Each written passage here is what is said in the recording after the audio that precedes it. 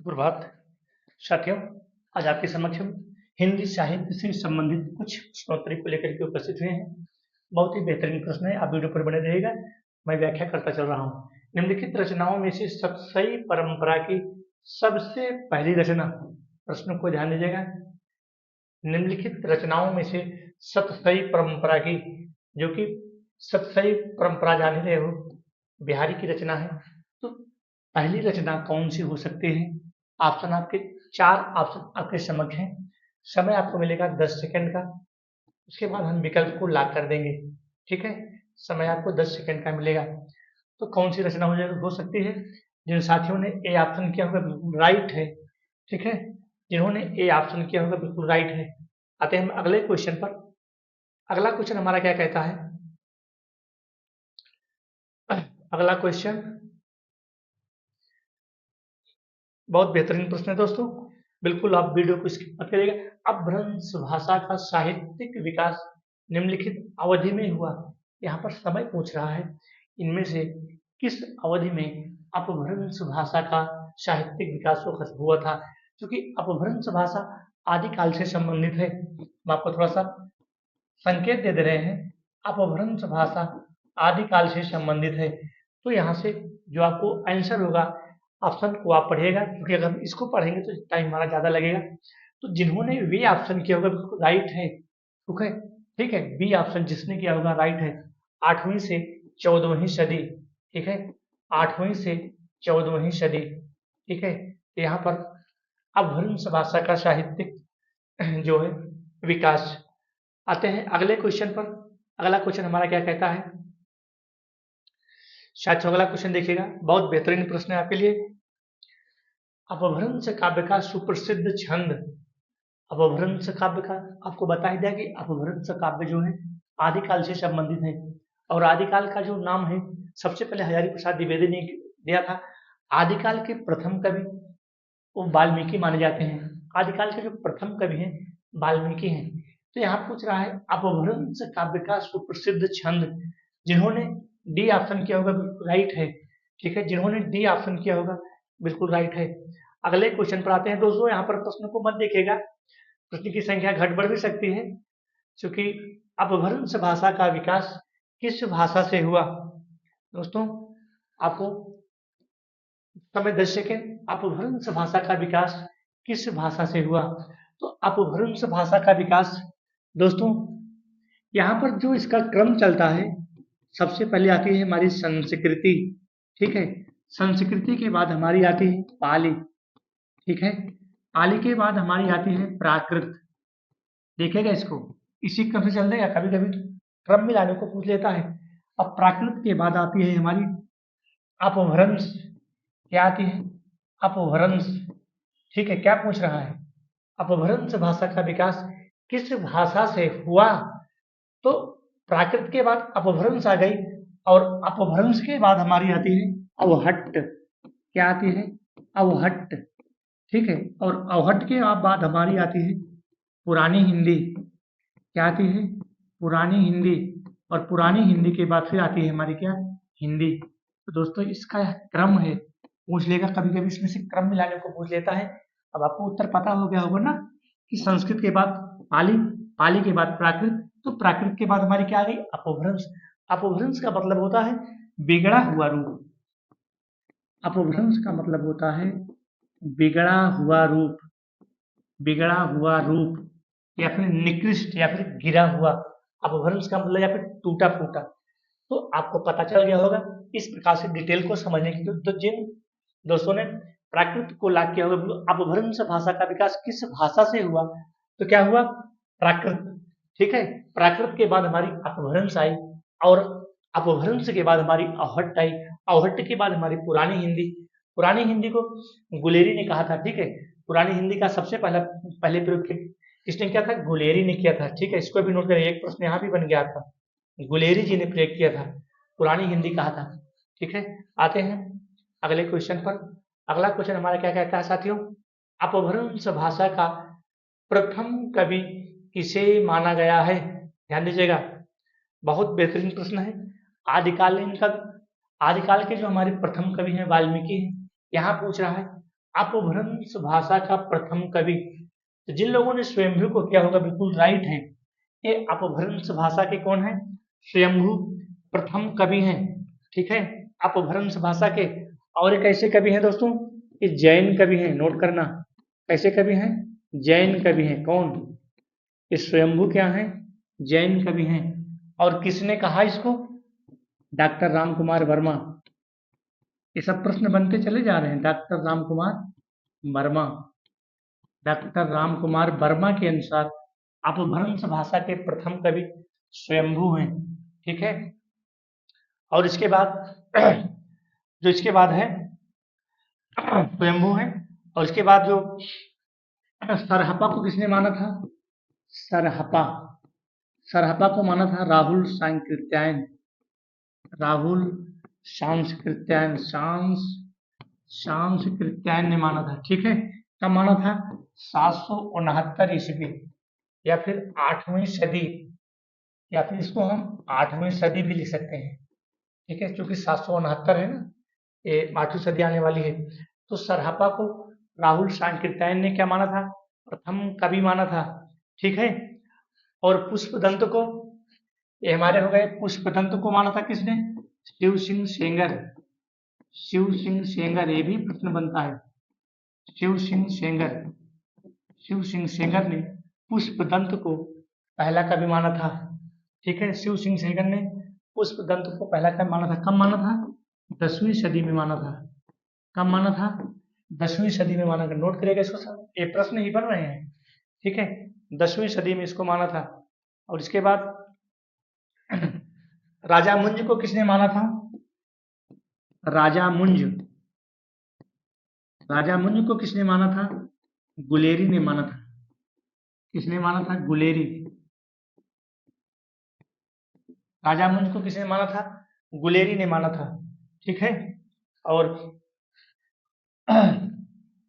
शालभद्र सूरी को किसने माना था, शालिभद्र सूरी, शालिभद्र सूरी को किसने माना था, गणपत चंद्र, गणपति चंद्र, नोट करिएगा, गणपत चंद्र गुप्त, गणपत चंद्र गुप्त ने माना था। जो इनका ग्रंथ है भरतेश्वर बाहुबली है, शालिभद्र सूरी का जो ग्रंथ है, जो रचना है, भरतेश्वर बाहुबली है। और इनको प्रथम कवि किसने माना था, गणपत चंद्र गुप्त ने माना था। इस प्रकार से दोस्तों प्रश्न बनता है। और अब्दुल रहमान को किसने माना था, नोट करना, अब्दुल रहमान, कितने सारे प्रश्न, 10 प्रश्न आपके मैंने बना दिए।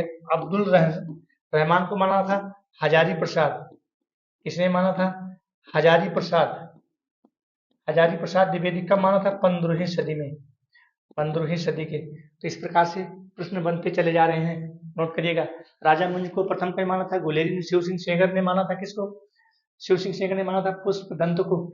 सरहपा को माना था किसने, राहुल सांस्कृत्यायन ने, राहुल सांस्कृत्यायन, ठीक है, सांस्कृत्यायन।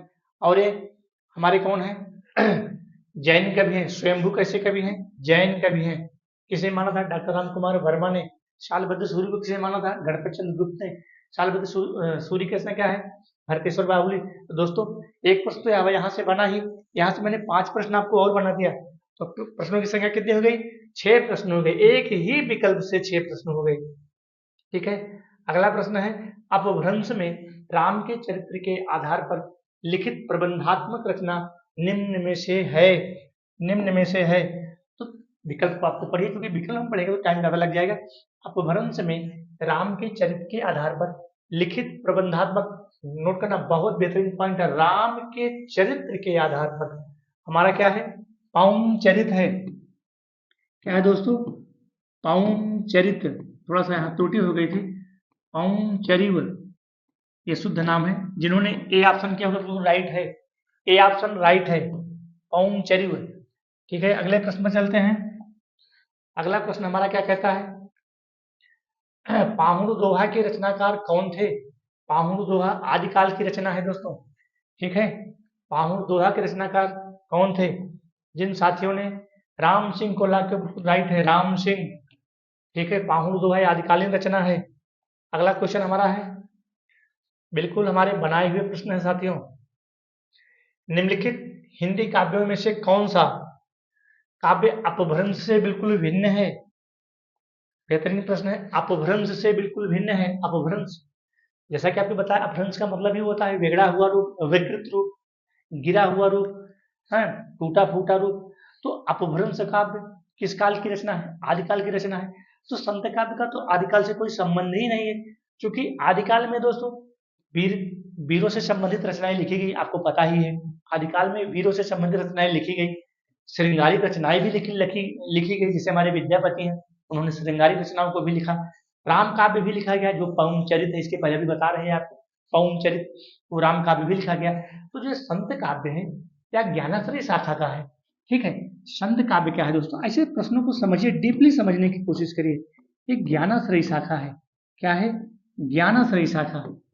क्या है? ज्ञानाश्रय शाखा, जिसको हम ज्ञान मार्गी के नाम से भी जानते हैं। किसके नाम से जानते हैं? ज्ञान मार्गी। और इस प्रकार से इसको संत काव्य के नाम से भी जाना जाता है। तो इस प्रकार से प्रश्नों को समझने की कोशिश, रटना बिल्कुल नहीं है। जो लोग रटेंगे उस साहित्य में सफल नहीं हो पाएंगे, क्योंकि रटने का जमाना गया, डायरेक्ट क्वेश्चन हम नहीं पूछता है। मधुसूदन गुप्त ने इतिहास के उपेक्षित नारी पात्र, ध्यान दीजिएगा, कक्षा 12 का है, कैकेयी का अनुताप। कैकेयी का अनुताप दोस्तों, मैथिलीशरण गुप्त ने इतिहास के उपेक्षित नारी पात्र उर्मिला को निम्न में से किस पुस्तक में प्रतिष्ठित किया है? थोड़ा सा प्रश्न को ऊपर करते हैं। ये आपकी चारों पुस्तकें हैं, भारत भारती है, रंग में भंग है, द्वापर है, साकेत है। चारों रचनाएं मैथिलीशरण गुप्त की हैं। तो किसमें है? जो उनका साकेत महाकाव्य है, उसी में से तो लिया गया है कैकेयी का अनुताप। दोस्तों कक्षा 12 का ही पाठ ही है, ठीक है, जो क्या है, साकेत से लिया गया है ना, कैकेयी का अनुताप। तो यहाँ पूछा भी गया है कि ठीक है, क्योंकि यहाँ मैथिलीशरण गुप्त ने इतिहास के नारी पात्र उर्मिला को निम्न में से किस पुस्तक में प्रतिष्ठित किया है? यहाँ आपका आंसर हो जाएगा साकेत। अगला क्वेश्चन है, छायावाद के प्रमुख कवियों में से किसके गीतों के मधुर वेदना की मर्माव्यक्ति अधिक है? छायावाद के प्रमुख कवियों में ध्यान दीजिएगा, क्योंकि यहाँ पर प्रसाद जो है, प्रसाद तो प्रकृति के बिल्कुल नजदीक माने गए हैं। पंत कैसे हैं? यह प्रकृति के सुकुमार कवि हैं। तो यहाँ पर निराला कैसे हैं? निराला की जो रचना है वह विरह से भरी हुई है। यहाँ आंसर आपका हो जाएगा महादेवी वर्मा। यहाँ पूछा गया है मधुर वेदना की मर्माव्यक्ति अधिक है, तो महादेवी वर्मा, जिन्होंने सी ऑप्शन किया तो राइट है। अगला क्वेश्चन है, छायावादी कवियों में, दोस्तों इसको मत देखना कि यहाँ 3 नंबर आ गया है। छायावादी कवियों में रहस्य भावना किस तरह व्यक्त हुई? बिल्कुल विकल्प को आप पढ़िएगा। असीम के प्रति जिज्ञासा के रूप में, छायावादी कवियों में रहस्य भावना, और असीम से मिलन के काल्पनिक सुख के रूप में। ये भी सही है, ए भी सही है, बी भी सही है, और असीम से मिलन की इच्छा के रूप में। इस प्रकार से जिन साथियों ने डी ऑप्शन किया बिल्कुल राइट है, ध्यान दीजिएगा। छायावादी कवियों में रहस्य भावना किस तरह व्यक्त हुई है? तो यहाँ आपका डी ऑप्शन बिल्कुल राइट हो गया। अगले क्वेश्चन पर आते हैं। इसका फाउंड कुछ बड़ा हो गया था दोस्तों, अक्षर के फाउंड बड़े हो गए थे, इसीलिए कुछ हमको असुविधा हो रही है पढ़ाने में। छायावादोत्तर काव्य में राष्ट्रीय सांस्कृतिक भावना का उल्लेख किस रूप में मिलता है?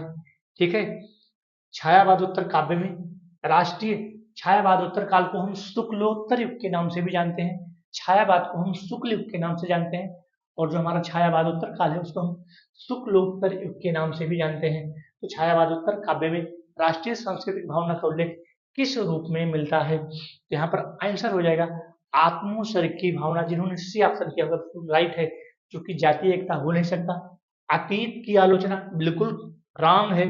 प्रणय भावना की लैंगिक लौकिक धरातल के रूप में बिल्कुल नहीं, आत्मोत्सर्ग की भावना दोस्तों। और अगला प्रश्न है हमारा, ब्रज भाषा का विकास किस अपभ्रंश से हुआ है?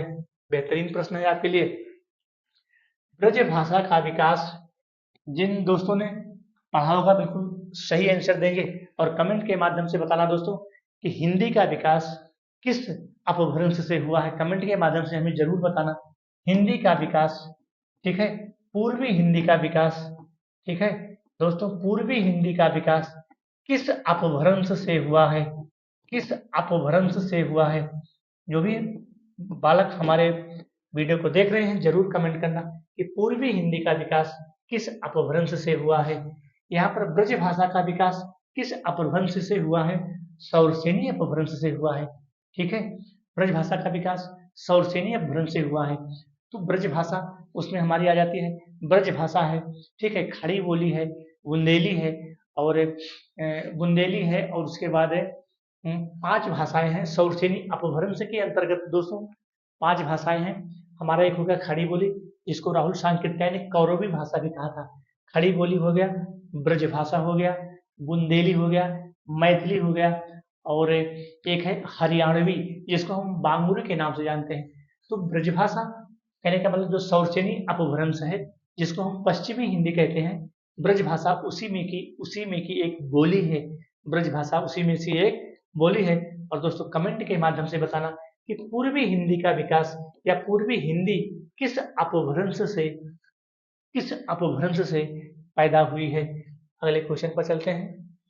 अगला हमारा क्वेश्चन क्या कहता है? खड़ी बोली का सर्वाधिक उपयुक्त प्राचीन नाम है। बहुत बेहतरीन प्रश्न है दोस्तों। प्रश्न को पढ़िएगा तो आज थोड़े से हमारे फाउंट बड़े हो गए, इसलिए विकल्प हमारे एक पेज में नहीं आ रहे हैं। खड़ी बोली का सर्वाधिक उपयुक्त प्राचीन नाम है। खड़ी बोली का एक उपयुक्त नाम है। क्या नाम है? खड़ी बोली का एक उपयुक्त नाम है कौरवी बोली, और इसको हमारे राहुल सांकृत्यायन ने कहा था। राहुल सांकृत्यायन, ठीक है, राहुल सांकृत्यायन ने कहा था इसको कौरवी। ठीक है, तो इस प्रकार से हमारा यह प्रश्न हो जाता है। और आज का हमारा अंतिम प्रश्न है दोस्तों, यह प्रश्न बिल्कुल ध्यान से पढ़िएगा, गलत ना होने पाए। डूनाडी राजस्थान के किस क्षेत्र में प्रचलित है? ठीक है, डूनाडी क्योंकि एक बोली है, डूनाडी क्या है? एक बोली है, यह एक बोली है और ये राजस्थान की बोली है। किस क्षेत्र में सबसे ज्यादा प्रचलित मानी गई है? तो दोस्तों जिन्होंने सी ऑप्शन किया बिल्कुल राइट है। जयपुर, सवाई और माधोपुर के क्षेत्रों में यह जो डूनाडी बोली है अधिक मात्रा में पाई जाती है। तो इस प्रकार से दोस्तों यह हमारा प्रश्न समाप्त होता है। और अगर हमारा आपको वीडियो दोस्तों अच्छा लगे तो लाइक और सब्सक्राइब जरूर करना। धन्यवाद।